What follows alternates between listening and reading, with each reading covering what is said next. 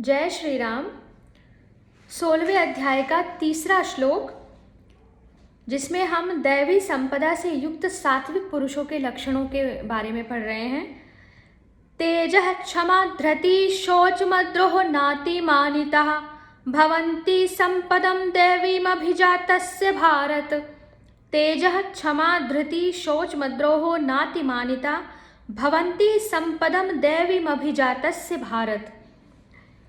अर्थात तेज, क्षमा, धैर्य, बाहर की शुद्धि एवं किसी में भी शत्रु भाव का ना होना और अपने में पूज्यता के अभिमान का अभाव, ये सब तो हे अर्जुन दैवी संपदा को लेकर उत्पन्न हुए पुरुष के लक्षण हैं। प्रश्न है, तेज किसको कहते हैं?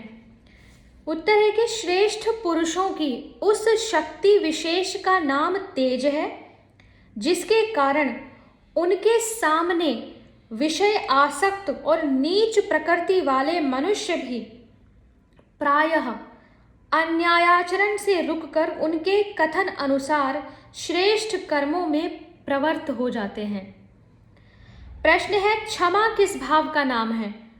अपना अपराध करने वाले को किसी प्रकार भी दंड देने दिलाने का भाव न रखना, किसी प्रकार भी उससे बदला लेने की इच्छा न रखना, उसके अपराधों को अपराध ही न मानना और उन्हें सर्वथा भुला देना क्षमा है।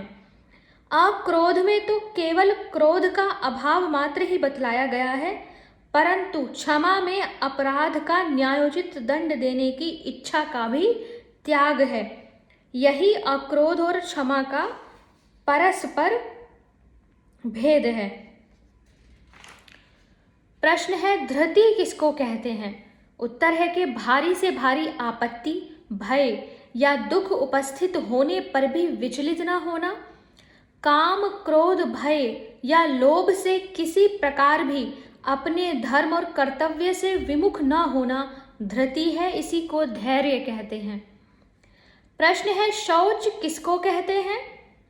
उत्तर है कि सत्यता पूर्वक पवित्र व्यवहार से द्रव्य की शुद्धि होती है।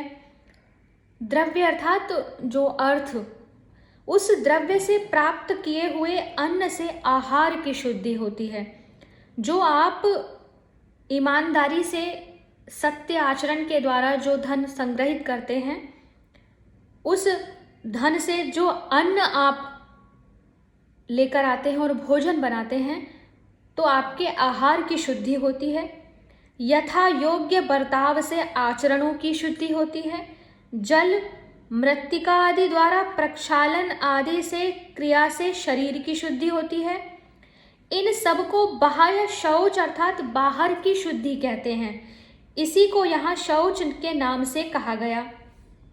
भीतर की शुद्धि हमने सत्व संशुद्धि, अंतःकरण की शुद्धि के नाम से पहले श्लोक में पढ़ी।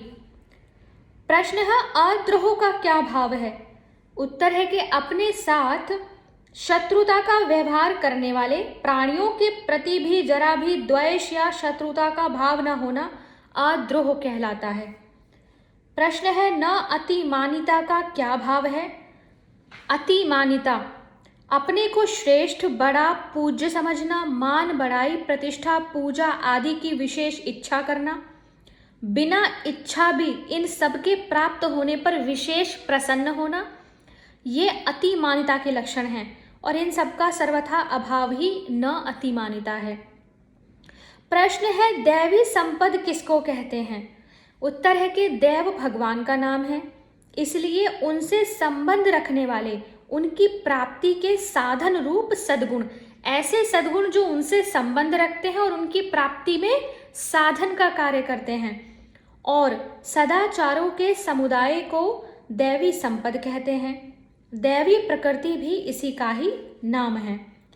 प्रश्न है कि ये सब दैवी संपद से युक्त पुरुष के लक्षण हैं जो पहले, दूसरे और तीसरे श्लोक में हमने पढ़े। इस कथन का क्या अभिप्राय है? इसका यह अभिप्राय है कि इस अध्याय के पहले श्लोक से लेकर इस श्लोक के पूर्वार्ध तक 2.5 श्लोकों में 26 लक्षणों के रूप में उस दैवी संपद रूप सद्गुण और सदाचार का वर्णन किया। अतः ये सब लक्षण जिसमें स्वभाव से विद्यमान हों अथवा जिसने साधन द्वारा प्राप्त कर लिए हों, वही पुरुष दैवी संपद से युक्त है।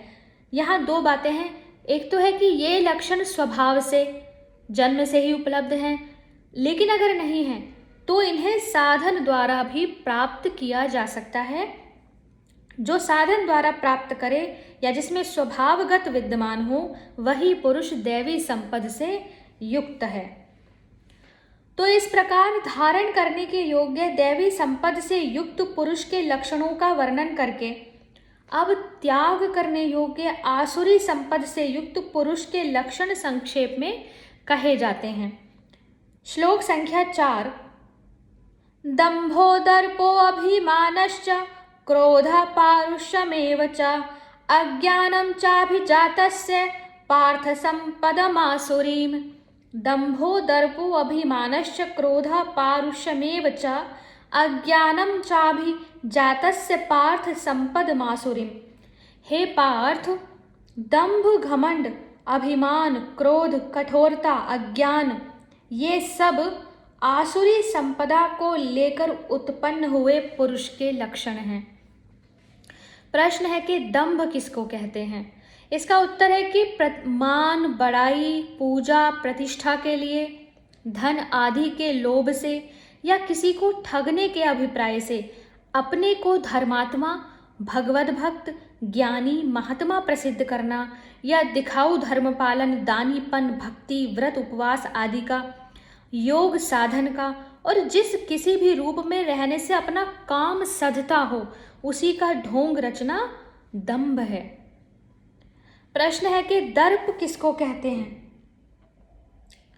उत्तर है कि विद्या, धन, कुटुंब, जाति व अवस्था, बल, ऐश्वर्य आदि के संबंध से जो मन में घमंड होता है, जिसके कारण मनुष्य दूसरों को तुच्छ समझकर उसकी अवहेलना करता है, उसका नाम दर्प है। प्रश्न है कि अभिमान क्या है? इसका उत्तर है अपने को श्रेष्ठ, बड़ा, पूज्य समझना, मान, प्रशंसा, प्रतिष्ठा, पूजा आदि की इच्छा रखना। मेरी पूजा हो, मुझे प्रतिष्ठा मिले, मुझे प्रशंसा मिले, मेरा सम्मान हो, मुझे बड़ा समझें और इन सब के प्राप्त होने पर प्रसन्न होना, ये अभिमान है। प्रश्न है कि क्रोध किसको कहते हैं? बुरी आदत के अथवा क्रोधी मनुष्यों के संग के कारण या किसी के द्वारा अपना तिरस्कार, अपकार, निंदा किए जाने पर, मन के विरुद्ध कार्य होने पर, किसी के द्वारा दुर्वचन सुनकर या किसी का अन्याय देखकर इत्यादि किसी भी कारण से अंतःकरण में जो द्वेष युक्त उत्तेजना हो जाती है, जिसके कारण मनुष्य के मन में प्रतिहिंसा के भाव जागृत हो जाते हैं, नेत्रों में लाली आ जाती है, होठ फड़कने लगते हैं, मुख की आकृति भयानक हो जाती है, बुद्धि मारी जाती है, कर्तव्य का विवेक नहीं रह जाता, इत्यादि किसी प्रकार की भी उत्तेजित वृत्ति का नाम क्रोध है। प्रश्न है कि पारुष्य किसका नाम है? उत्तर है कि कोमलता के अत्यंत अभाव का या कठोरता का नाम पारुष्य है। किसी को गाली देना, कटु वचन कहना, ताने मारना, यह वाणी की कठोरता है। विनय का अभाव शरीर की कठोरता है। क्षमा, दया के विरुद्ध प्रतिहिंसा और क्रूरता के भाव को मन की कठोरता कहते हैं।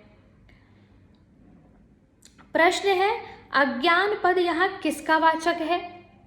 उत्तर है कि सत्य, असत्य, धर्म, अधर्म आदि को यथार्थ न समझना या उनके संबंध में विपरीत निश्चय कर लेना ही यहाँ अज्ञान है। प्रश्न है आसुरी संपद किसको कहते हैं और ये सब आसुरी संपद से युक्त पुरुष के लक्षण हैं, इस कथन का क्या अभिप्राय है? तो उत्तर है कि भगवान की सत्ता को न मानने वाले, उनके विरोधी नास्तिक मनुष्यों को आसुर कहते हैं। ऐसे लोगों में जो दुर्गुण दुराचारों का समुदाय रहता है, उसे आसुरी संपद कहते हैं। ये सब आसुरी संपद से युक्त पुरुष के लक्षण हैं। इस कथन से भगवान ने यह भाव दिखलाया है कि इस श्लोक में दुर्गुण और दुराचारों के समुदाय के रूप में आसुरी संपद संक्षेप में बतलाए गए हैं। अतः ये सब या इनमें से कोई भी लक्षण जिसमें विद्यमान हो उसे आसुरी संपदा से युक्त समझना चाहिए। श्लोक संख्या 5 से आगे की वीडियो में पढ़ेंगे। हरे कृष्णा।